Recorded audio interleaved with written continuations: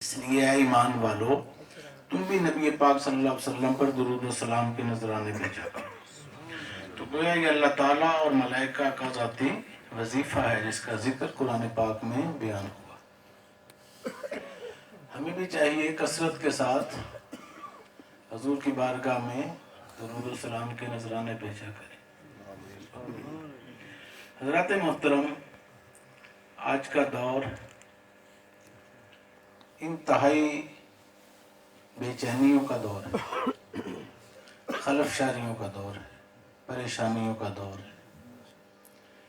ہر بندہ پریشان ہے، نمازیں بھی پڑھ رہا ہے، سکون نہیں، قرآن پڑھ رہا ہے، ٹینشن میں نہیں، پیسہ کما رہا ہے، برکت ہی نہیں، لیٹ جاتا ہے تو سوچیں نہیں ختم ہوتی۔ ایسے ہے کہ نہیں ہے؟ ایسے ہے۔ جس سے بھی پوچھ لو وہ کہتا ہے جی پوری نہیں پڑتی۔ کیا کہتے ہیں؟ پوری نہیں پڑتی۔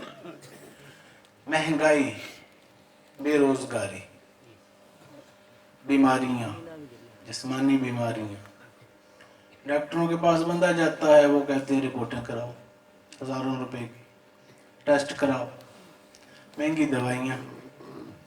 غریب بندہ کرے تو کرے کیا؟ نمازیں پڑھے، ڈاکٹر کہہ رہا ہے رپورٹ لاؤ، ٹھیک ہے، آپ کہتے ہو کہ نماز پڑھ، وہ کہتا ہے ٹیسٹ کراؤ، وہ دوائی لکھ دیتا ہے کہتا ہے کھاؤ، تو ہم کیا کہتے ہیں؟ نماز پڑھو۔ سوال یہ پیدا ہوتا ہے کہ دین محمدی یہ ہمیں کیا سمجھانا چاہ رہا ہے، کیا درس دینا چاہ رہا ہے؟ قرآن پاک اس کائنات پر حکومت کرنے کا فارمولہ ہے، مسخر کرنے کا فارمولہ ہے۔ ارشاد الہی وفی انفسکم افلا تبصرون، میں تمہارے اندر ہوں تم مجھے دیکھتے کیوں نہیں؟ اللہ فرما رہا ہے، کیا بتا رہا ہے اللہ؟ میں کہاں ہوں؟ تمہارے اندر ہوں۔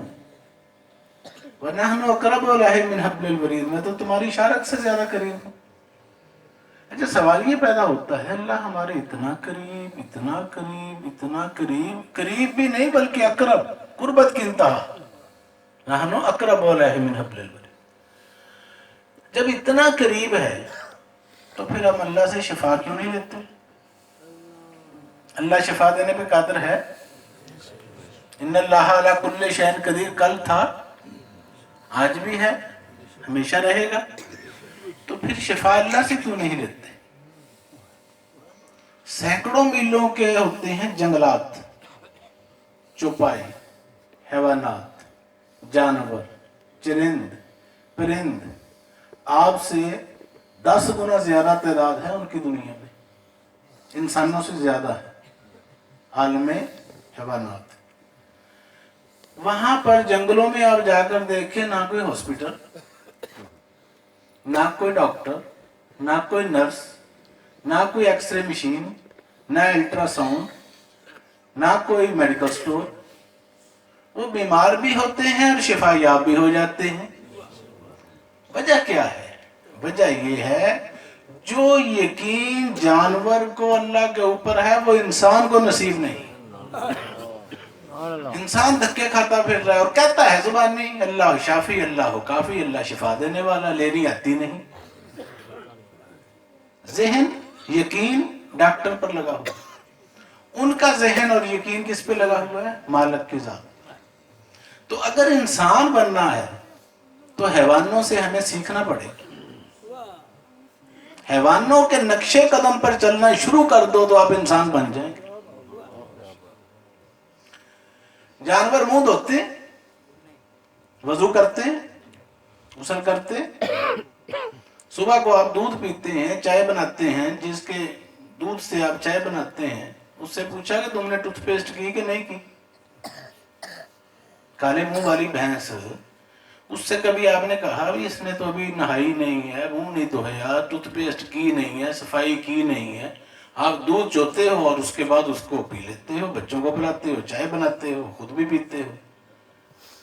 تو ہم اتنے نفاست پسند ہیں کہ ہمیں پتہ نہیں ہے، لا شعوری کی زندگی ہے، یہ شعور نہیں ہے، بس ایک بھیڑ چال ہے، دیکھا دیکھی کا معاشرہ ہے، زندگی گزر رہی ہے۔ درس روحانیت برائے انسانیت۔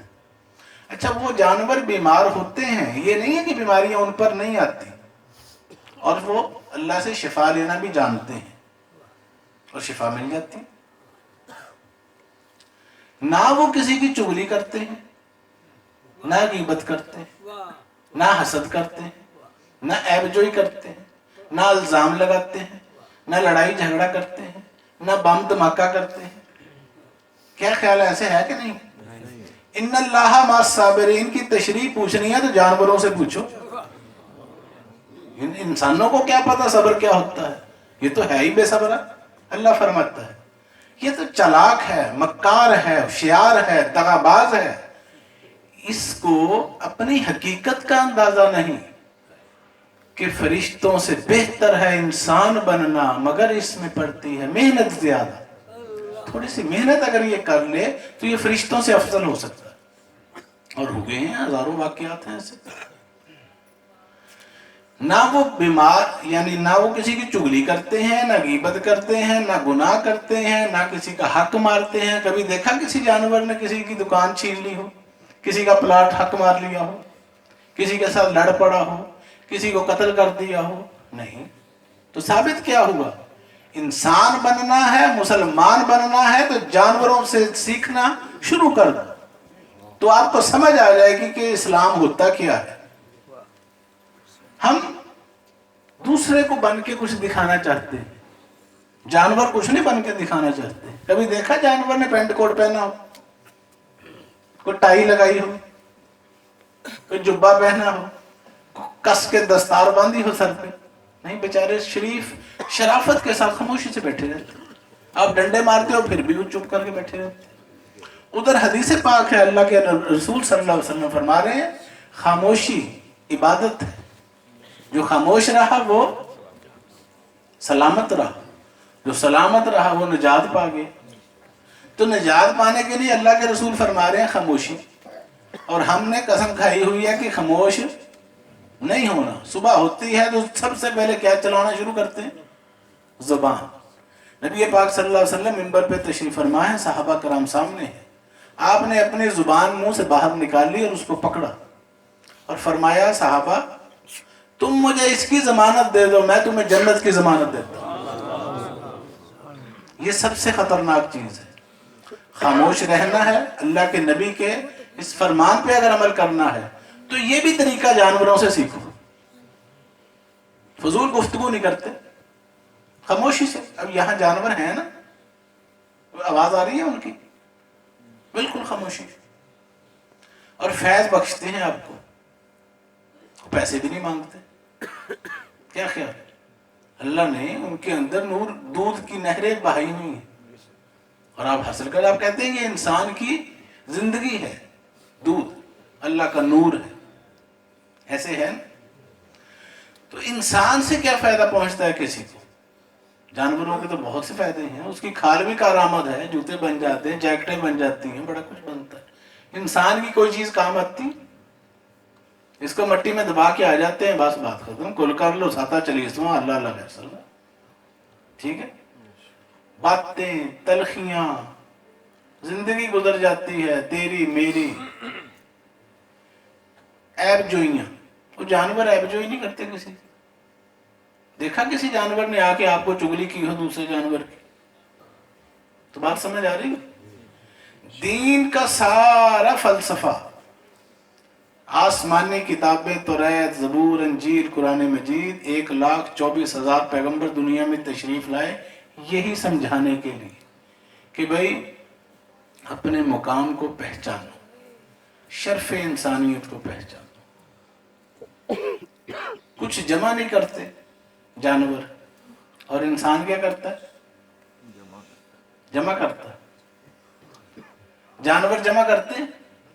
کچھ بھی نہیں، کوئی دکان نہیں، کوئی پلاٹ نہیں، کچھ بھی نہیں، اور شکر کر کے دوسروں کو فائدہ پہنچاتے پہنچاتے اللہ کے پاس چلے جاتے ہیں۔ کیا خیال ہے؟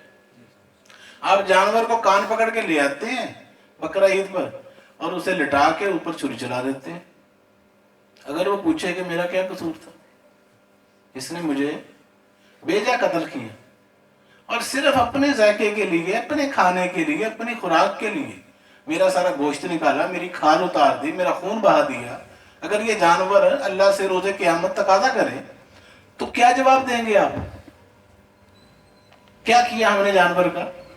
کھا لیا، گوشت کھا لیا، ٹکے بنا لیے، کباب بنا لیے، سالن بنا لیا، اللہ اللہ کا حفظ اللہ، بکرے کی جان گئی اور ہمیں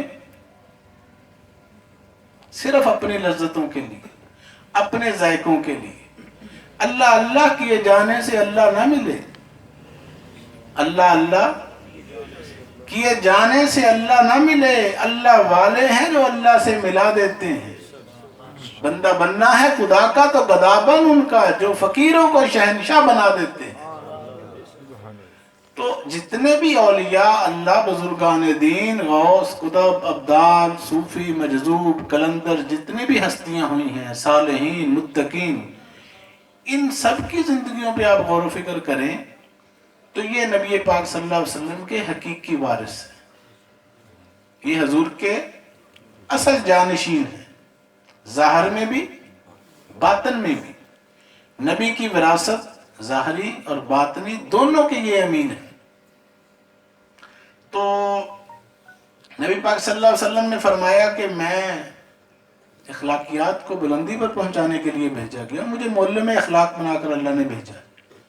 تو ہم اپنے اخلاقیات کو چیک کریں. چھوٹی چھوٹی باتوں پہ ہم لڑنے کو تیار ہو جاتے ہیں، برداشت نہیں ہے ہمارے، قوت برداشت نہیں.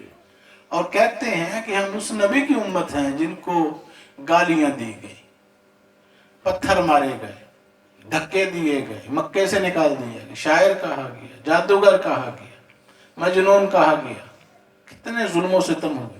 مگر سلام اس پر کہ جس نے گالیاں سن کر دعائیں دی. تو حضور کے نقش قدم پر چلنا یہی مسلمانی ہے. کرو مہربانی تم اہل زمین پر، خدا مہربان ہوگا عرش بری پر. دوسروں کا احساس، درد دل کے واسطے پیدا کیا انسان کو، ورنہ تات کے لیے کچھ کم نہ تھے کر روبے. اللہ نے ہمیں بنایا، کیوں بنایا؟ اللہ کو کیا فائدہ ہے ہمارے بنانے کا؟ ہم نے اللہ کو کیا فائدہ پہنچایا؟ کچھ بھی نہیں. نماز پڑھتے ہیں تو اپنے فائدے کے لیے، کمائی کرتے ہیں تو اپنے فائدے کے لیے. اللہ کو ہم کیا دے رہے ہیں؟ بس اللہ ہم سے یہی ڈیمانڈ کرتا ہے کہ تم عاجزی اختیار کرو. کیا؟ عاجزی. تکبر نہ کرو، غرور نہ کرو، یہ شیطان کا شیوا ہے. اولیاء اکرام بزرگان دین کے پاس ہم لوگ جو جاتے ہیں اس کا مقصد کیا ہوتا ہے؟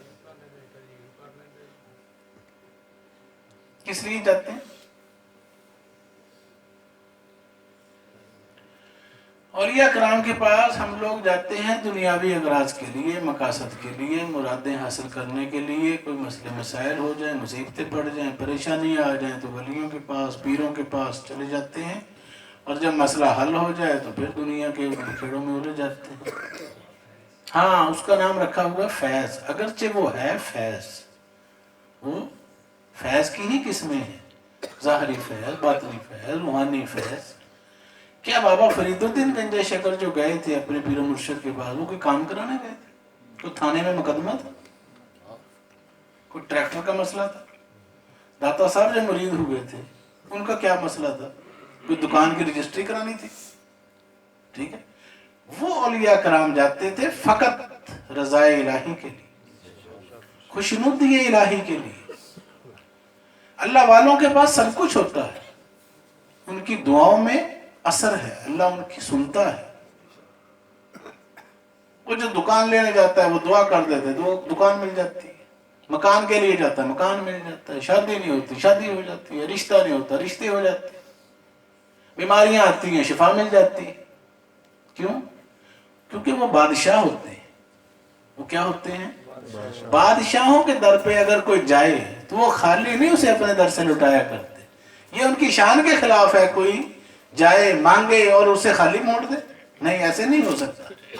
بادشاہ جو ہے وہ ہوتا ہی بادشاہ اس لیے ہے کہ اللہ نے اس کو خزانے عطا فرمائے کہ تم تقسیم کرو، مخلوق تمہارے در پر آئے گی، فیض میں دوں گا لیکن ڈنکے تیرے بجاؤں گا۔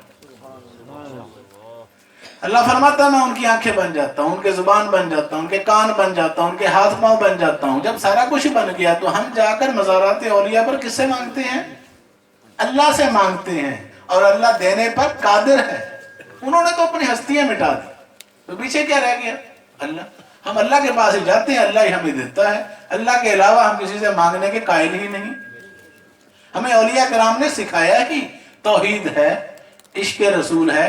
اور اس میں سب سے بڑی بات یہ کہ جب اللہ والوں کے دربار میں آپ جاتے ہیں، وہ اگر آپ کو دنیا سے نواز دیں، فیض سے نواز دیں، تو اس کا مقصد کیا ہوتا ہے کہ وہ آپ راہ چلتے ہوئے کوئی راستے میں فقیر مل جائے نا، سوالی مل جائے، وہ ہاتھ پھیلائے تو آپ ایسے 10 کا نوٹ پکڑ کے اس کو دے دیتے ہیں نا۔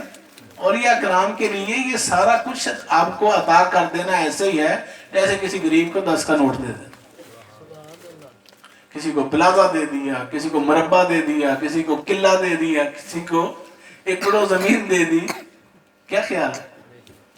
کسی کو شفا دے دی، کسی کا شادی کروا دی، کسی کا ویزا لگوا دیا، وہ کہتا ہے میں نے باہر کے ملک میں جانا ہے، وہ دعا کرتے ہیں اللہ قبول کر لے، اسباب پیدا ہو جاتے ہیں۔ یہ حضور ملنگی بابا سرکار کا سالانہ عرس پاک ابھی ختم ہوا چند دن پہلے، تو میں نے اس مبارک میں ایک بات کہی تھی کہ ہم جس بادشاہ کی بارگاہ میں حاضر ہیں، اس در سے کوئی خالی جاتا ہی نہیں۔ ایسی بات ہوئی تھی نا، آن دا ریکارڈ ہے، سر ویڈیو کے اوپر ہے۔ کیوں کہ جب دنیا دار کے گھر کوئی خوشی ہو، شادی کا موقع ہو، تو خوشی والے دن انسان کی کوشش یہ ہوتی ہے کہ آج خوشی کا دن ہے، میرے در پر، میرے دروازے پر جو بھی آئے گا میں نے اسے خالی نہیں جانے دیں۔ ایسے ہوتا ہے کہ نہیں؟ دنیا دار، نفس پرست، اس کی غیرت، اس کی انا، اس کی ایگو یہ گوارا نہیں کرتی کہ میرے دروازے سے کوئی خالی جائے۔ تو جو روحانیت کے بادشاہ ہوں، جو اللہ کے دوست ہوں، جو اللہ کے ولی ہوں، جن کی خوشی کے موقع پر رسول اللہ صلی اللہ علیہ وسلم آ چکے ہوں، مولا علی المرتضیٰ تشریف فرما ہوں، غوث اعظم مہمان ہوں، خواجہ خواجگان آئے ہوئے، یہ تمام ہستیاں آئی ہوں، ملائکہ ہوں، تو وہ اس دن خوشی کے موقع پہ کسی کو خالی ہاتھ جانے دیں گے؟ ہرگز نہیں۔ کیوں کہ بادشاہوں کا کام ہی نوازنا ہے۔ خیر عرس مبارک گزر گیا، عرس کے بعد بے شمار ٹیلی فون آنے شروع ہو گئے، موبائل کالیں آنے شروع ہو گئی، اندرون پاکستان سے، بیرون ممالک سے، کراچی سے پشاور تک، بار بار یہ روزانہ مشاہدات ہو رہے ہیں۔ کیوں علی عباس ایسے ہی؟ شہباز بھائی ہم لوگ سب دیکھ رہے ہیں، بھائی تاج ایسے ہی۔ کل ہم رینالہ گئے تو ایک بیرسٹر صاحب ملے، انہوں نے بات سنائی کہ جی ہمارا ایک بہت بڑا کیس تھا جو بہت ہی مشکل تھا، وہ ہمارے حق میں نہیں ہو رہا تھا، وہ جتنا بڑا مشکل تھا، تو اس مبارک پہ حاضر ہوئے تھے۔ یہ بات ہم نے سنی تو ہم نے وہاں خلوص دل سے یہ نیت کی تھی اور دعا مانگی تھی، تو الحمدللہ وہ اس میں ہم کامیاب ہوئے۔ نعرہ تکبیر، نعرہ رسالت، نعرہ حیدری، نعرہ غوثیہ، اللہ محمد چار یار حاجی خواجہ کتب فرید، حق فرید، حق فرید، فیضان اولیاء کرام، فیضان ملنگی بابا اولیاء، تاجدار اکاڑا شریف۔ اسی طرح کراچی سے فون آیا، بھائی سمیع اللہ صاحب آخری رات کراچی پہنچ کے انہوں نے فون کیا کہ میں بابا حضور کی بارگاہ میں حاضر ہوا تھا۔ وہ 50 سال پرانی مرید، وہ ان کے والد صاحب پورا خاندان کینیڈا سے آئے، امریکہ، یورپ، لندن، زیادہ ان کا ٹائم بیرون ملکوں میں گزرتا ہے، تو اس دفعہ اس پہ آئے تھے۔ تو وہ کہنے لگے کہ بابا جی سرکار کی بچپن میں میرے ساتھ بہت محبت تھی، ہم خدمت میں بھی وقت گزارتے تھے، تو بابا جی کے پاس ہم آئے تو میں نے عرض کیا، تو مجھے امید 100% نہیں تھی، 200% تھی کہ بابا حضور مجھے خالی ہاتھ نہیں لوٹائیں گے۔ کراچی پہنچی، انہوں نے اسپیشلی فون کیا اور انہوں نے کہا جی کہ وہ جو مسئلہ تھا نا وہ بیٹی کے رشتے کا وہ حل ہو گیا۔ तीसरे इसी तरह और बेशुमार वाकयात रोजाना इसी तरह सुन रहे हैं, आ रहे हैं, जा रहे हैं। मैं ये सवाल करता हूं कि व्हाट इज दिस? खुदा आज मौजूद है, वही खुदा आज भी जिंदा है, हय्यो कय्यूम है, जो गौसे आजम के जमाने में होता था, जो बाबा फरीदुद्दीन गंजे शकर के जमाने में था, निजामुद्दीन औलिया के ज़माने में था, ख्वाजा मोइनुद्दीन चिश्ती के ज़माने में था, मौला अली अल मुर्तज़ा, हज़रत ईसा अलैहिस्सलाम, मूसा अलैहिस्सलाम, मोहम्मद रसूलुल्लाह सल्लल्लाहु अलैहि वसल्लम के ज़माने में था। वही खुदा अल-आना कमा काना, जैसा था वैसा ही है, ना बूढ़ा हुआ, ना बीमार हुआ, ना ऊँग आती है, ना नींद आती है, ना सोता है, ना मरता है, हर वक्त मौजूद है। उससे लेने का ढंग आना चाहिए।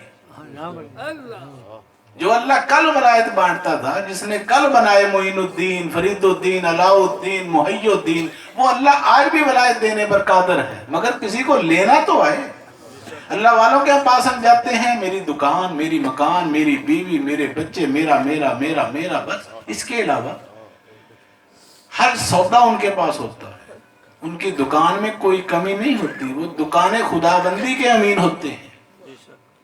मगर दुनियावी तौर पर दुकानदारों की एक नफ्सियात होती है, वो देखते हैं कि गाहक की नफ्सियात क्या है। गाहक आने वाले ज्यादा कौन सा सामान लेते हैं, इसलिए ज्यादा वो सामान रखते हैं कि ये ज्यादा बिक जाता है। गाहकों की नफ्सियात क्यों? अब तो वैसे ही होता है ना, लोग सस्ता सौदा लेना चाहते हैं। कौन सा लेना चाहते हैं? तो औलिया कराम के पास दीन भी होता है, दुनिया भी होती है, आखिरत भी होती है, और खास सौदा भी रखा होता है। अल्लाह भी उनके पास मौजूद होता है। अगर कोई अल्लाह का तलबगार हो तो वो अल्लाह देने पर भी कादिर होते हैं। अल्लाह से हम कनार भी कर सकते हैं, अल्लाह से कुर्ब भी अता फरमा सकते हैं। कोई वलायत लेना चाहे उसे वलायत भी दे के वली अल्लाह बना देते हैं। मगर उस सौदे के गाहक जो हैं वो लाखों में चंद होते हैं, चंद भी नहीं, कोई इक्का दुक्का।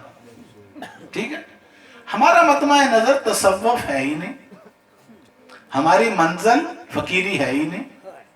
दरवेशी से हमने क्या लेना देना, मार्फत से हमारा क्या ताल्लुक? हम दुनियादार नफसानी लोग हैं, ख्वाहिशात के पुजारी।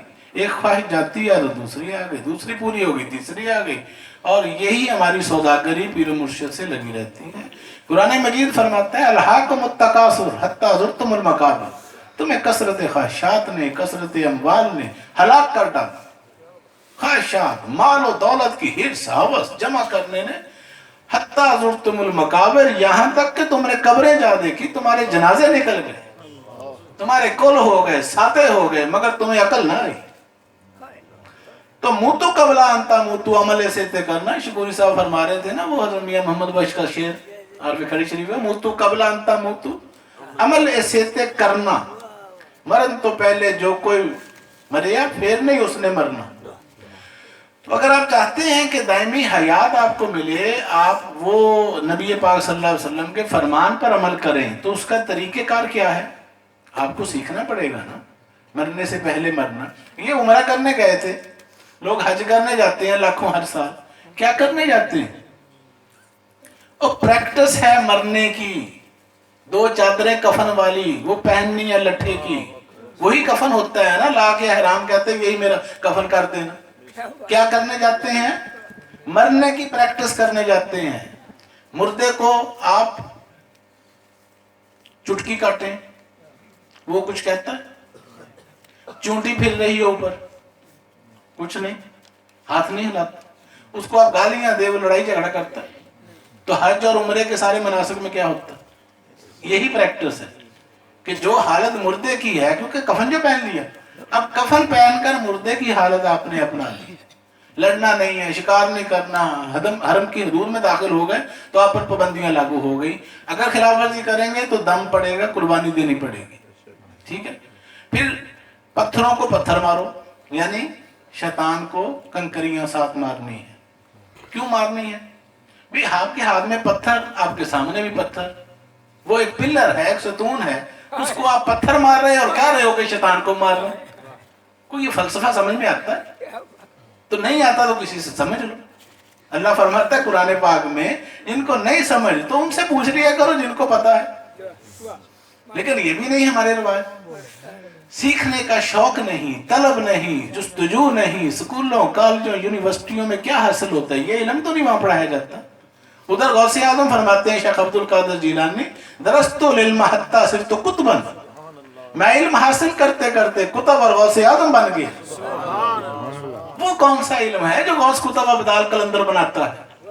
وہ علم مدرسوں میں اگر ہوتا تو مولانا جلال الدین رومی کو مل جاتا, مرشد کی ضرورت ہی نہ رہتی, امام غزالی کو مل جاتا, مولوی نظام الدین کو پھر سارا کچھ ہی آتا تھا.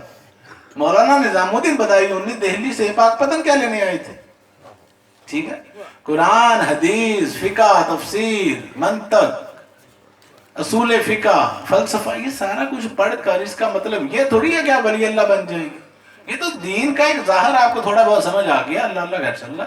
اس سے آگے پھر علماء کہتے تھے کہ ہماری حد یہاں تک تھی مولانا فرید الدین, اس سے آگے تمہیں مرشد تلاش کرنا پڑے.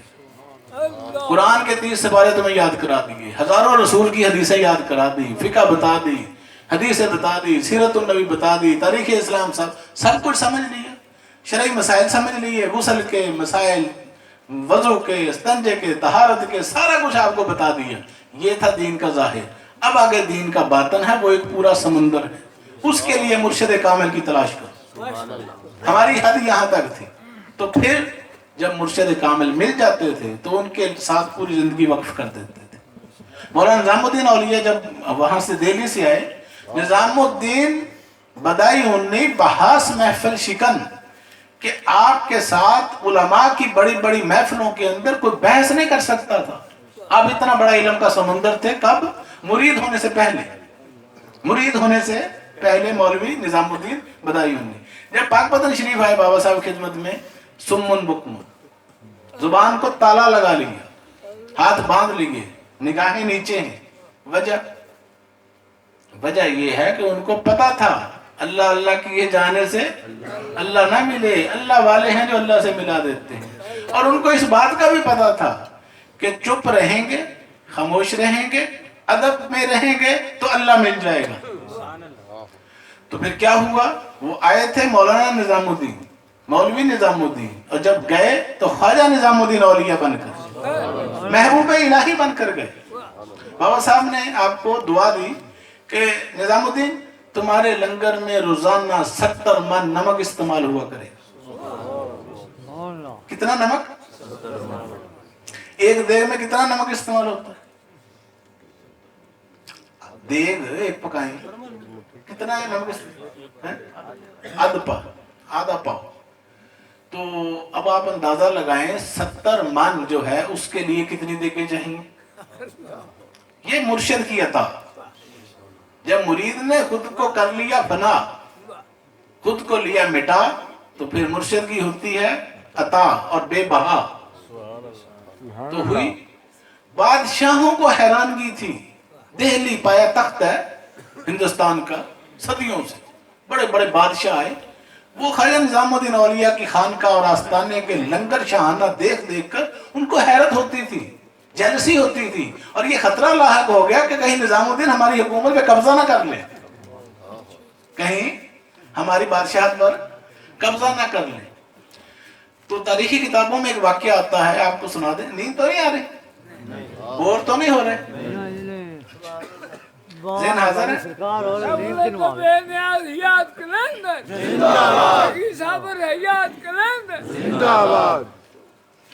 درس روحانیت برائے انسانیت دربار عالیہ ملنگیہ پر ہر جمعرات کو بعد نماز عشاء درس ہو رہا ہے گزشتہ 10 سالوں سے.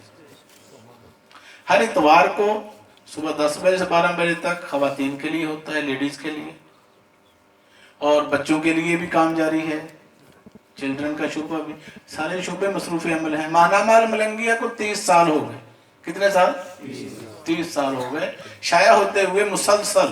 ہندوستان پاکستان کی تاریخ میں ایسا کوئی رسالہ نہیں ہے جو تاریخ 30 سال کی عمر تک پہنچا ہو.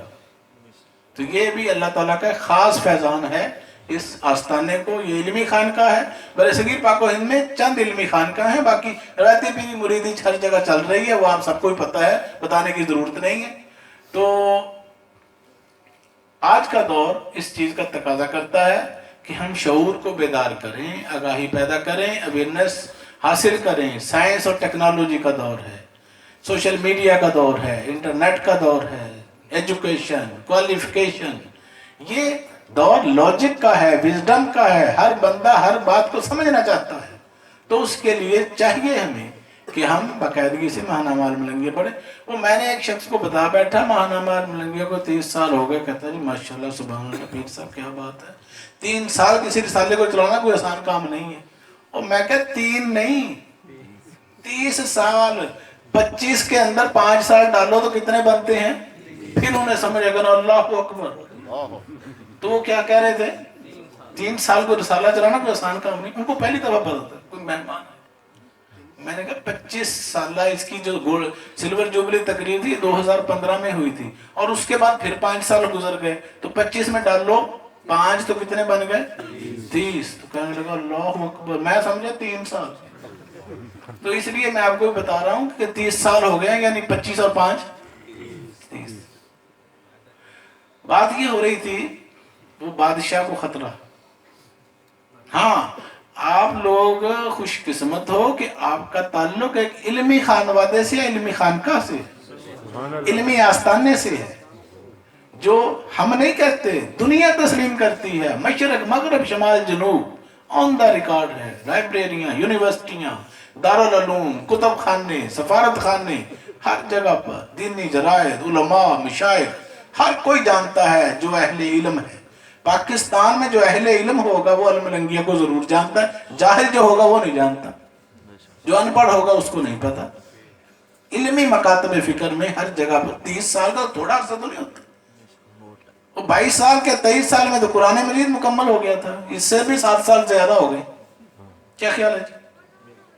7 سال اس سے بھی زیادہ ہو گئے۔ تو آپ کو شیر کو پتہ چل جائے نا کہ میری طاقت کیا ہے، شیر جنگل کا بادشاہ ہے، تو آپ کو اندازہ نہیں ہے کہ آپ سارے بادشاہ ہیں، لیکن بتانا ضروری ہے۔ صرف تھوڑا سا اگر ہم ذرا نم ہو تو یہ مٹی بڑی زرخیز ہے ساقی، مرنے سے پہلے مرنا ہے کہ کچھ کرنا ہے؟ جو کچھ کرنا چاہتے ہیں ہاتھ کھڑا کریں۔ ماشاءاللہ، اللہ تعالیٰ ہم سب کو ہمت عطا فرمائے۔ نعرہ تکبیر، نعرہ رسالت، نعرہ حیدری۔ علم صرف کتابوں کا نام نہیں ہے۔ جے کر دین علم بے جھومدہ سر نیزے کیوں چڑھ دے، سلطان بہو فرماتے 14,000 جو عالم ہنسے کہ حسین دے مردے۔ تو بات یہ ہے علم ایک نقطہ ہے، العلم و نقطۃ، حدیث رسول صلی اللہ علیہ وسلم۔ علم ایک نقطے کا نام ہے، جیسے بابا بلے شاہ رحمۃ اللہ علیہ فرماتے ہیں علم بس کریے یار اکو الف تیرے درکار، بہتا علم عزیل نے پڑھے چگا چاہو سیدہ سڑیا تائیوں کیا او بازی، ہار علم و بس کریے۔ یہ ہرگز نہیں ہے کہ آپ نے علم کو خیر بات کہہ دینا، مطلب وہ علم جو تکبر پیدا کرے، جو غرور پیدا کرے، جو انسان کو بے وقوف بنائے، اس علم سے بچو۔ جو عاجزی، انکساری، یہ علم جو ہے اس کو کہتے ہیں علم طریقت، علم نافعہ، نفع دینے والا، علم معرفت۔ کون سا علم؟ اسلام ایک تھا۔ اسلام کیا تھا؟ ایک تھا۔ مسلمانوں نے اس کے کتنے ٹوٹے کیے آپ کو پتہ ہی؟ وہ پہلے 72 ہوتے تھے، آج کل پتہ نہیں کتنے۔ وجہ کیا ہوئی؟ لا علمی، بے وقوفیاں، جہالتیں، اپنی من مرضیاں، ناپرستیاں، ایک کہتا ہے یہ مطلب، دوسرا کہتا ہے یہ مطلب۔ یہی کی قرآن ہر جھگڑے ہزاروں، کتاب ایک ہے۔ وہ واقعہ تھا حضرت خواجہ نظام الدین محبوب الہی کا کہ بادشاہوں کو خطرہ ہو گیا کہ کہیں خواجہ نظام الدین ہماری بادشاہت پر قبضہ نہ کر لے، کیونکہ ہزاروں لاکھوں مرید ہیں، لنگر چل رہے ہیں، ہم تو بادشاہ ہو کر بھی اتنے نہیں چلا سکتے، ان کے آستانوں پہ لنگر چل رہے ہیں۔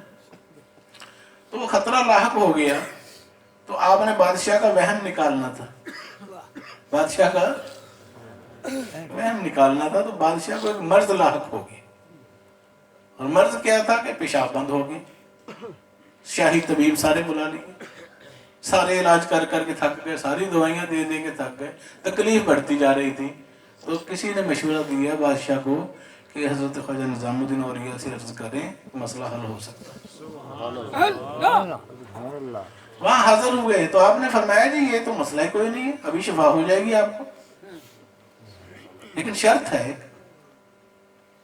شرط کیا ہے کہ تاج و تخت بادشاہت میرے نام لکھ دو. خواجہ نظام الدین اولیاء نے کیا شرط لکھی, کیا فرمائی کہ تاج و تخت میرے نام لکھ دو, تمہاری مرض ابھی ختم ہو جائے گی. بادشاہ کو اپنی جان کی فکر, اس نے ہر چیز لکھ کر وہ سارا کچھ ایگریمنٹ طے ہو گیا, اور وہ پروانہ وہ کاغذات حضور محبوب الہی کے حوالے کر دیے کہ اب بادشاہت میں ان کو منتقل کرتا ہوں. آپ نے دعا فرمائی اور وہ مرض ختم ہو گیا. بادشاہ کو آرام آ گیا, سکون ہو گیا. تو اس کے بعد بادشاہ آپ کی خدمت میں حاضر ہوا شکریہ ادا کرنے کے لیے, شکرانے کے لیے. تو آپ نے فرمایا یہ اللہ نے کرم کیا, باقی یہ تم نے ہمیں لکھ کر دیا تھا پروانہ, یہ کاغذ لکھ کے دیے تھے بادشاہت کے تاج و تخت کے, تو اس کے سامنے ہی آپ نے اس کو پھاڑ دیا اور پھاڑ کر کہا کہ بھائی ہم نے یہ بادشاہت کیا کرنی ہے جس کی قیمت صرف ایک پیشاب ہے. یہی ہے نا مسئلہ. اس کا وہم دور کر دیا. تو اللہ والوں کو وہم بھی دور کرنے آتے ہیں, دلوں کے وسوسوں کو بھی سمجھ لیتے ہیں, سمجھ لیتے ہیں کہ نہیں. تو بس آج کے دور میں حقیقی مسلمان بننے کے لیے کوشش کریں, اللہ کی مدد ضرور شامل حال ہو جائے گی. فجر, ظہر, عصر, مغرب, عشاء. نبی پاک صلی اللہ علیہ وسلم نے فرمایا نماز میری آنکھوں کی ٹھنڈک ہے. ہماری آنکھوں کی بھی ہے کہ نہیں ہے؟ تو جو پڑھتے ہیں مبارکباد کے مستحق ہیں, جو نہیں پڑھتے غفلت کر جاتے ہیں, سستی کرتے ہیں, ان کو بھی چاہیے اس میں باقاعدگی پیدا کریں, نمازوں کو قائم کریں. اولیاء کرام فجر, ظہر, عصر, مغرب, عشاء کے ساتھ تہجد بھی پڑھا کرتے تھے. نبی پاک صلی اللہ علیہ وسلم کی یہ سنت ہے. آپ کو اس کے ساتھ محبت تھی. کون سی نماز سے؟ وہ کب پڑھی جاتی ہے؟ فجر سے پہلے. رات کو سو کر اٹھنا, یہ کتنی بڑی قربانی. پھر اللہ کی بارگاہ میں کھڑے ہونا. پھر وہ اشراق بھی پڑھتے تھے, جب سورج نکلتا ہے پھر چاشت بھی پڑھتے تھے, 8 نمازیں پڑھتے تھے. تو ہمیں بھی نمازوں سے محبت ہونی چاہیے, قرآن سے بھی محبت ہونی چاہیے, اللہ کی مخلوق سے بھی محبت ہونی چاہیے, جانوروں سے بھی, بچوں سے بھی. نبی پاک صلی اللہ علیہ وسلم بچوں کو سلام کرنے میں پہل کرتے تھے. کون؟ 1,24,000 نبیوں کے بادشاہ, پیشوا, سردار, امام الانبیاء محمد رسول اللہ صلی اللہ علیہ وسلم بچوں کو سلام کرنے میں پہل کرتے تھے. ہم کرتے, وجہ ہماری انائیں کہ ہم بڑے ہیں, وہ بڑے نہیں تھے. یہ چھوٹی چھوٹی باتیں ہیں, دراصل میں یہی بڑی باتیں. ان کو سمجھنے کی کوشش کریں. حسد کو اپنے اندر سے نکال لیں. حسد ایک آگ ہے, نبی پاک فرما رہے ہیں, جو انسان کی نیکیوں کو جلا دیتی ہے جیسے آگ سوکھی لکڑیوں. ہمارا حسد ہی نہیں ختم ہوتا, ایک دوسرے کو دیکھ سڑ سڑ کے کولے ہو جاتے ہیں. یہ ایک بہت بڑی بیماری ہے, نمازوں کا ستیہ ناش کر دیتی ہے, عبادتوں کا ستیہ ناش, تلاوتوں کا ستیہ ناش, ہر کام کا بیڑا غرق کر دیتی ہے. کون؟ حسد کی آگ. یہ کوئی معمولی مرض نہیں ہے کہ اللہ تعالیٰ خود ڈسکس کر رہے ہیں قرآن مجید میں, وَمِن شَرِّ حَاسِدٍ إِذَا حَسَدَ, کہ یا اللہ مجھے حسد کرنے والے کے شر سے بچا, اور یا اللہ میرے حسد سے دوسروں کو بچا. تو اس کو ٹٹول لے, اپنے اندر جائزہ لے کہ کہیں مجھے بھی یہ بیماری تو نہیں لگی ہوئی. ہمیں فکر پڑ جاتی ہے کہ مجھے ہیپاٹائٹس ہو گیا. کیا ہو گیا؟ ہیپاٹائٹس ہو گیا جی, افارا ہو گیا, مجھے جی مرگی ہو گئی, مجھے جی ہارٹ اٹیک ہو گیا, مجھے یہ ہو گیا, مجھے شوگر ہو گئی, مجھے بلڈ پریشر ہو گیا. ٹھیک, کتنی فکریں ہوتی ہیں کہ کہیں میں ہلاک نہ ہو جاؤں, کہیں مر نہ جاؤں میں. کتنی فکر ہے نا, بھاگے پھرتے ہیں ڈاکٹروں کے پاس, رپورٹیں کراتے ہیں, ٹیسٹ کراتے ہیں, پیسہ لگا لگا کے بندہ کھپ جاتا ہے. یہ مختار بھائی کئی لوگوں کو, کئی مریضوں کو لے کے ہمارے پاس آتے ہیں, تو وہ اتنے شاپر پکڑے ہوتے ہیں دوائیوں کے, ڈاکٹروں کی رپورٹیں فائلیں لا کے آگے رکھ دیتے ہیں. تو وہ اللہ نے فضل کیا, وہ ساری دوائیوں سے بھی جان چھوڑی, رپورٹوں سے بھی, جاتے ہوئے نہر میں پھینک کے جاتے ہیں क्यों जी ऐसे हुए कई वाकयात। वजह क्या है? वजह ये है कि हम फितरी इलाज की तरफ नहीं आना चाहते, हम लग गए एलोपैथिक की तरफ, जहरीली दवाइयों की तरफ। नबी पाक सल्लल्लाहु अलैहि वसल्लम ने फरमाया है कि कलौंजी जो है, कलवंजी जिसे कहते हैं, जो अचार में डाली जाती है, काला दाना, ये खाया करो, इसमें सवाए मौत के हर मर्ज की शिफा है। ठीक है, तो आप में से कौन कौन खाता है? हाथ खड़ा करें ना। देखो ये सैकड़ों लोग बैठे और एक हाथ भी नहीं खड़ा हो, तो कहते हैं हमें रसूल पाक से मोहब्बत हो गई।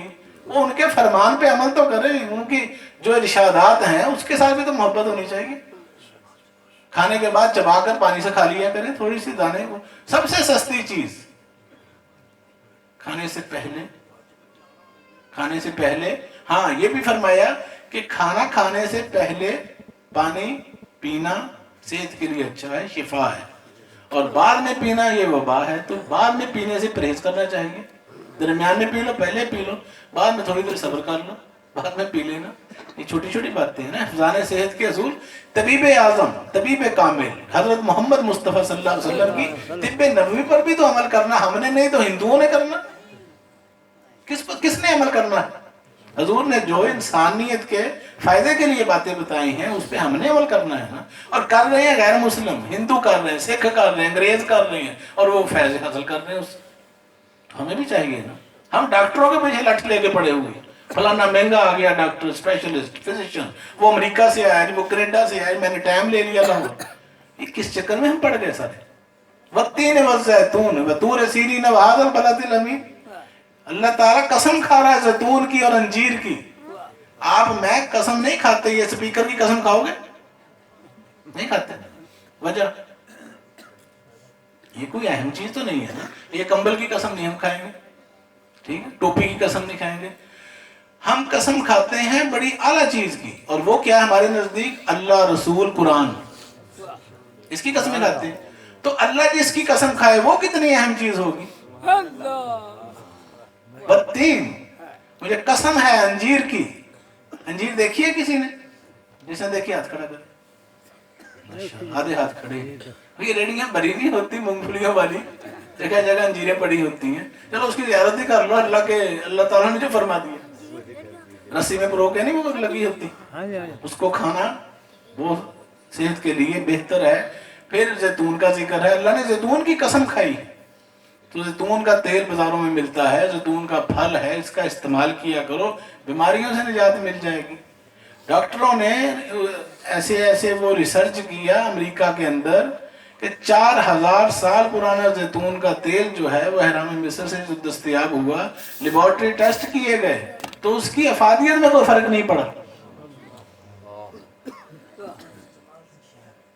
शहद का, अच्छा, फिर शहद के बारे में जगह जगह जिक्र है कि शहद के अंदर शिफा है, इसको इस्तेमाल करें। अनार खाया करें। फिर खजूरों का जिक्र है। हजूर नबी पाक सल्लल्लाहु अलैहि वसल्लम ने फरमाया कि जिस घर में खजूर नहीं है वो घर गरीब है। रात का खाना कभी ना छोड़ा करो। क्यों जी अलामा साहब? ऐसे ही है, अगरचे कुछ भी नहीं तो मुट्ठी भर खजूरें खा लिया करो, थोड़ी सी खजूरें खा लिया करो। रात का खाना छोड़ना ये सेहत के लिए नुकसानदेह है। तो नबी पाक सल्लल्लाहु अलैहि वसल्लम सिर्फ नमाजें पढ़ाने नहीं आए थे दुनिया में, क्या ख्याल? वजू कराने नहीं आए थे, वो आपको रूहानी, जिस्मानी, हर लिहाज से परफेक्ट इंसान बनाने आए थे। नमाज फर्ज है मुसलमानों पर दिन में 5 दफा, तो ये ऑटोमेटिकली आपकी 5 दफा एक्सरसाइज भी हो रही है। कितना खूबसूरत दीन है हमारा, कितना खूबसूरत मजहब मिला हमें कि उसके अंदर इंसान का मुंह एक दिन में 15 दफा धुलाया जाता है। एक दफा वजू करे ना तो मुंह पे कितनी दफा पानी डालते हैं? 3 दफा। 5 नमाजें पढ़ी 15 दफा, 8 पढ़ ली 24 दफा मुंह धोते हैं। तो चलो 15 दफा तो कम से कम धोया करो, तो देखे चेहरे के ऊपर कैसे नूरानियत आ जाए। किसी चीज की जरूरत नहीं पड़ेगी, ना क्रीमों की, ना पाउडरों की, ना डॉक्टरों की, ना हकीमों की। सारा कुछ मुफ्त में आपको मिला हुआ है, सिर्फ हम अमल करने की कोशिश करें तो सब कुछ। मलंगिया के अंदर गुज़िश्ता 30 सालों से शाया होता है।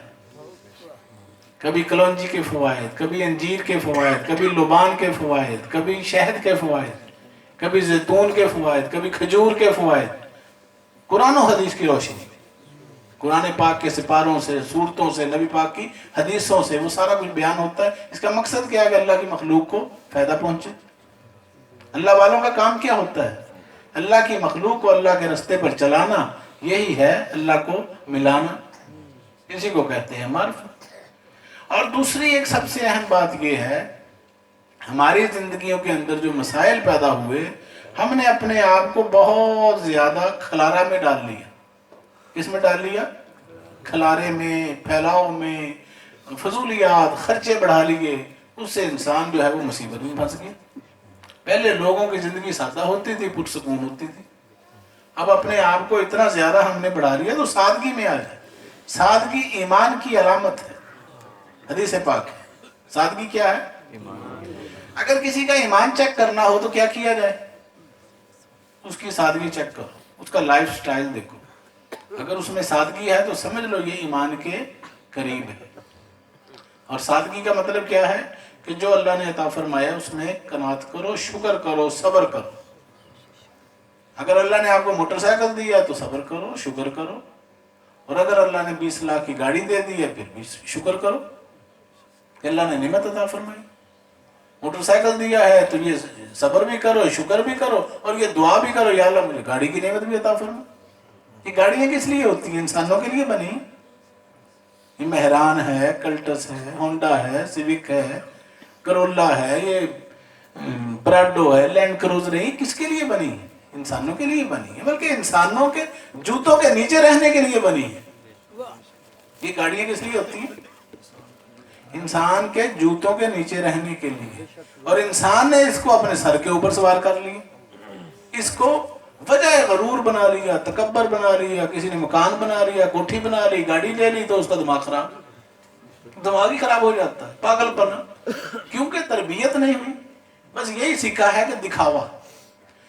تو دکھاوا جو ہے یہ مسلمان کے لیے مناسب نہیں ہے۔ دوسرے کو حقیر سمجھنا، دوسرے کو ساتھ بد اخلاقی کا مظاہرہ کرنا، یہ مسلمان کی شان نہیں ہے۔ یہ جو صحابہ کرام جن کے ہم تذکرے کرتے ہیں، یہ کوئی لینڈ لارڈ لوگ تھے؟ کوئی بڑے زمیندار لوگ تھے؟ مربوں والے تھے؟ کچھ بھی نہیں، پھٹے پرانے کپڑوں والے غریب غربا لوگ، عرب میں بھیڑ بکریاں چرانے والے، نبی پاک صلی اللہ علیہ وسلم کے پاس آگے بیٹھے رہتے تھے، حضور کے مرید ہو گئے تھے، حضور ارشاد فرماتے رہتے تھے، وہ سنتے رہتے تھے، وہ ساری دنیا کے بادشاہ بن گئے، ہر چیز کے اوپر غالب آ گئے، ہر بات جو ہے وہ، یعنی حضور کے صحابی بننے کے لیے کتنا بڑا مقام ہے۔ وہ کوالیفائڈ تھے، کسی کالج میں گئے تھے، کسی صحابی کے پاس کوئی گتے کا ڈپلوما تھا، کوئی ڈگری تھی، کوئی سرٹیفکیٹ تھا؟ مرشد کی باتیں سنتے رہتے تھے، یہی سرٹیفکیٹ تھے، یہی ڈگریاں تھیں۔ حضور کی زبان سے ارشاد نکل رہا ہے کہ بھئی یہ جو 10 بندے ہیں نا، یہ جنت کی روحیں ہیں، عشرہ مبشرہ، یہ چلتے پھرتے جنتی ہیں، میں گارنٹی دیتا ہوں، میں ان کا مرشد ہوں، میں نے تربیت کی ہے، تو میں تصدیق کرتا ہوں، سند دیتا ہوں، اور سند کاغذ کی اور گتے کی نہیں، بس میری زبان سے الفاظ نکلے، یہی سند ہے۔ من کنت مولا فہذا علی مولا، جس کا میں مولا اس کا علی مولا۔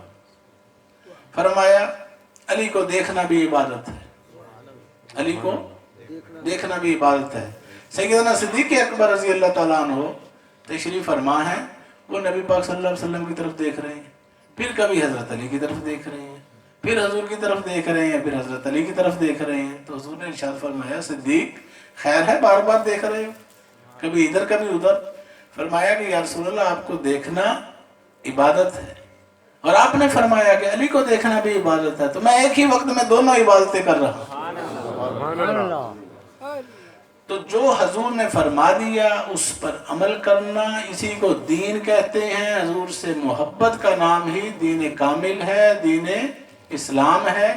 ڈائریکٹ خدا سے مانگو، خدا کے علاوہ کوئی نہیں دے سکتا، خدا ہی ہمارا بس، ڈائریکٹ نہیں، ہرگز نہیں، ڈائریکٹ کی بات ہی نہیں۔ وَابْتَغُوا إِلَيْهِ الْوَسِيلَةَ، اللہ فرماتا تم وسیلہ تلاش کرو میرے راستے میں۔ ڈائریکٹ تو اللہ نے قرآن نہیں بھیجا، اس کے لیے بھی وچ کی جبریل وچولا ہے بھی اورلا، जिब्राइल अलैहिस्सलाम के जरिए पूरा कुरान नाजिल हुआ ना, वसीले के जरिए है ना, वरना अल्लाह किसी पहाड़ पे रख देता भी जाके उठा लो हिदायत ले लो, नहीं, अल्लाह का तरीका नहीं है। आपका इस दुनिया में आना जो है उसमें वसीला माँ बाप बने, तो डायरेक्ट वाली बात नहीं है, हम इनडायरेक्ट वाले लोग हैं। घबराया ना करो, आप राहे हक पर हैं। आप किस पर हैं? राहे हक पर है, उसमें जरा सा शक नहीं। वजह आपका जो शजरा तैयबा है, शजरा मुबारक जो हमारे पीर मुर्शिद का है, ये कड़ी दर कड़ी जुड़ा हुआ है रसूलुल्लाह सल्लल्लाहु अलैहि वसल्लम के साथ। वो उनके मुरीद, ये चलते चलते मौला अली और वो नबी पाक सल्लल्लाहु अलैहि वसल्लम के, जो उन्होंने सिखाया वही हम तक पहुंचा। हमारे पास कोई नई बात नहीं है। हाँ, आपके साथ हुजूर मलंगी बाबा बोले, ख्वाजा मोइनुद्दीन चिश्ती, ख्वाजा निजामुद्दीन औलिया, बाबा फरीद गंज Shafar, Junaid Baghdadi, by Yazid Bastami, Bahauddin Zakaria Multani, मुजद्दद अल-फैसानी, Maroof करखी, Yakub Charkhi, Junaid Baghdadi, Rabia बसरी, बहाउद्दीन ज़िक्रिया, लाल शहबाज कलंदर, बुल्ले शाह सरकार, सुल्तान बाहू, इतनी हस्तियां नाम लेते रहे, सारी रात खत्म हो जाए, नाम नहीं खत्म होते। ये सारे औलिया की फौज आपके साथ है, हजारों औलिया की फौज आपके साथ है, हम उस तरीके पर हैं। तो यही तरीका बरहक है, इसी पर कायम रहना, इसी पर आखिरी दम तक रहना, ये जन्नत की दलील है। क्यों कि अगर असहाबे काफ का कुत्ता, कुरान पाक हमें बता रहा है, हमने नहीं देखा असहाबे काफ को ना उनके कुत्ते को, क्यों ना साहब, हमें ये किसने बताया? कुरान मजीद। असहाबे काफ का कुत्ता जो है वो जन्नत में जाएगा। अच्छा, वो बनी इसराइल के वलियों से मोहब्बत रखने वाला कुत्ता तो जाए जन्नत में, और उम्मत मोहम्मदिया में जो अल्लाह के वलियों के साथ मोहब्बत रखने वाले इंसान जो है वो बिलाशुबा जन्नत में नहीं जाएंगे। अगर वो कुत्ता जन्नत में जा सकता है, वो कुत्ता नमाज़ें पढ़ता था, उसके मुंह पे दाढ़ी थी, तहज्जुद पढ़ता था, क्या करता था वो? कुरान ने उसका एक ही वसफ बताया है कि उसे अल्लाह वालों से मोहब्बत थी। जिधर को वो जाते थे पीछे पीछे वो जाता था, जिधर को वो जाते थे पीछे पीछे वो जाता था। वो गार में चले गए, वो बाहर बैठा हुआ। कुरान उसके बैठने की हालत बयान कर रहा है। तो नुक्ता क्या है? और नबी करीम सल्लल्लाहु अलैहि वसल्लम अल्लाह के महबूब सैयदुल अंबिया रहमतल लिल आलमीन, उनके ऊपर नाज़िल हो रही है वही इलाही जिब्राइल अलैहिस्सलाम के जरिए। तो वही के अंदर कुत्तों का जिक्र होता है, सवालिया निशान। हाँ, वो कुत्ते का नाम कतमीर उसके अंदर जिक्र हुआ है। मियाँ साहब ने इसका जिक्र किया है जी। मियाँ साहब कहते हैं कि नाम है भौंका, नाम है टौंका, नाम है शोर मचावा, शायद चंगिया दे लड़ लग के मैं भी बख्शिया जाऊं। सुभान अल्लाह।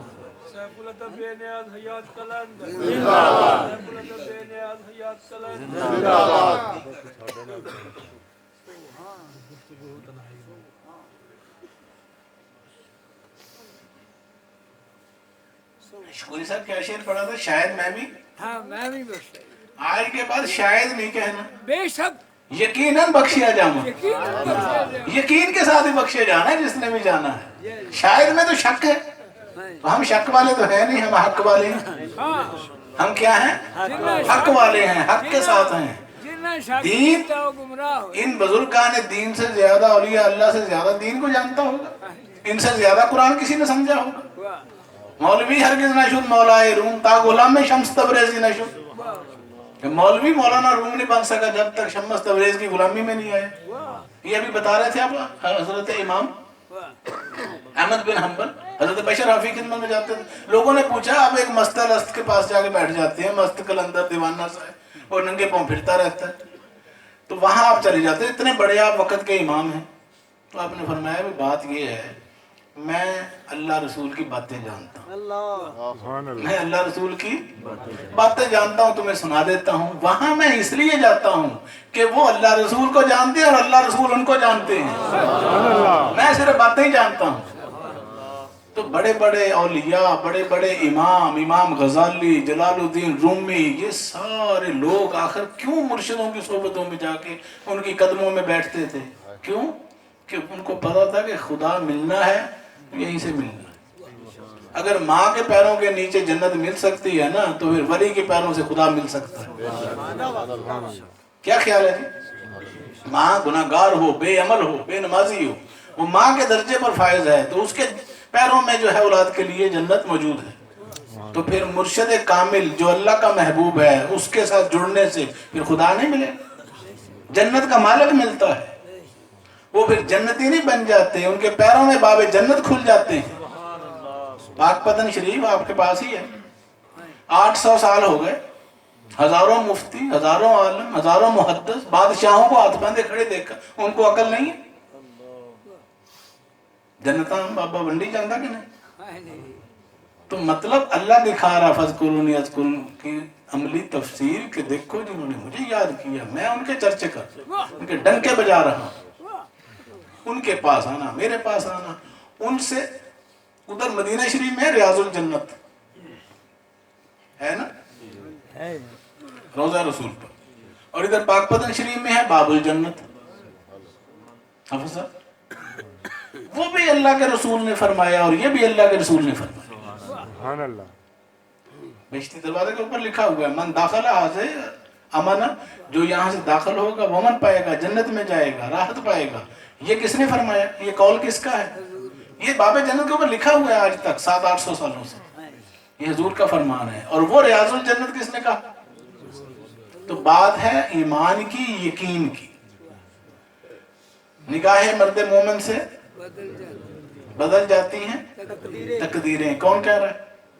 علامہ اقبال، مفکر پاکستان، مصور پاکستان، حکیم الامت، اس امت کے طبیب. ان کو پتا تھا اس امت کو کون کون سی بیماریاں لگی ہوئی، جنہوں نے تصور دیا کہ ایک مسلمانوں کا اسلامی ملک علیحدہ ہونا چاہیے. وہ فرماتے ہیں نگاہیں مرد مومن سے بدل جاتی ہیں تقدیریں. تقدیریں اللہ بدلتا ہے، بندہ بدلتا ہے. یہ کوئی عام چھوٹا موٹا شہر نہیں ہے. بین الاقوامی ایئرپورٹ لاہور کا جو اس کا نام علامہ اقبال انٹر ایئرپورٹ ہے، ٹھیک ہے. تو پاکستان میں اور کوئی بندہ نہیں تھا جس کے نام پہ ایئرپورٹ بنایا جائے، جہاں دنیا جہان کی فلائٹیں اترنی ہیں. وجہ کیا ہے کہ وہ ایک فکر دے رہے ہیں، ایک سوچ دے رہے ہیں. ان کی قرآنی شاعری ہے، الہامیہ شاعری ہے. تو وہ کہتے ہیں جو ہو ذوق یقین پیدا تو کٹ جاتی ہیں زنجیریں. یہ تجھے جن زنجیروں نے جکڑا ہوا ہے ان سے آزادی حاصل کر. ان بتوں سے نکلنا ہے، اپنے اندر سے نکالنا ہے، توڑنا ہے. خدا بھی اندر ہے اور شیطان بھی اندر، رحمان بھی اندر ہے. اللہ کے ساتھ محبت کرنا شروع کر دے، شیطان سے نجات مل جائے. ذکر الہی میں مصروف رہا کریں، فالتو گفتگو سے پرہیز کیا کریں. اولیاء کرام کی یہی تعلیمات ہیں. وہ کہتے ہیں کہ ہاتھ کار والے دل یار والے. دنیا کام بھی کرتے رہو، ساتھ درود شریف بھی پڑھتے رہو. کس نے روکا؟ ذکر الہی کرتے رہو، اللہ کرتے رہو، یا حی یا قیوم پڑھتے رہو. جو بھی حضور ملنگی بابا سرکار اکثر ارشاد فرماتے تھے کہ کوئی نہ کوئی نیکی کرتے رہو، قبول کرنا مالک کا کام ہے. کوشش کرتے رہو. راستے میں کیلے کا چھلکا پڑا ہوا اسے اٹھا کے سائڈ پہ رکھ دو کہ کوئی پھسل نہ جائے. دوسرے کا احساس. ایک بندہ نماز پڑھ کے مسجد سے نکلا ہے، 5 وقت کا نمازی ہے، حافظ قرآن ہے، اور راستے میں کیلے کا چھلکا پڑا ہوا ہے وہ نہیں اٹھاتا تو وہ بے عمل ہے، وہ گستاخ رسول ہے. بات سمجھ آ گئی؟ ہم نے دین کو آسان سمجھا، مذاق سمجھا ہوا. دین پریکٹیکل کا نام ہے، دین کریکٹر اور کردار کا نام ہے. نبی پاک صلی اللہ علیہ وسلم نمازیں نہیں پڑھتے رہے ساری زندگی. یہ جو نماز فرض ہوئی ہے، اللہ کے رسول کی عمر اس وقت 51-52 سال تھی. کتنے سال تھی؟ شب معراج ہوئی نا فرض نماز. تو پہلے 50 سال اللہ کے نبی کرتے کیا رہے؟ مسلمانوں بتاؤ. حضور کی وہ زندگی پوری جو ہے وہ پریکٹیکل ہے، کردار ہے. اس کو دیکھ کر اپنے برائے سب آپ کو صادق اور امین کہہ کے پکارتے تھے. سب معترف تھے کہ آپ کا کردار سب سے اعلیٰ ہے. شریفانہ زندگی. تو آپ بھی شریفانہ زندگی گزاریں. آپ کی زبان سے کسی کو نقصان، یعنی وہ حدیث پاک میں آتا ہے جس کی زبان اور ہاتھ سے دوسرا مسلمان محفوظ نہیں وہ میری امت میں سے نہیں.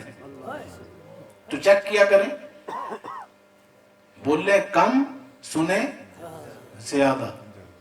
زبان کا استعمال کم کریں. زبان کی اگر ضرورت زیادہ ہوتی ہے نا استعمال کرنے کی تو اللہ اس کو باہر لٹکا دیتا.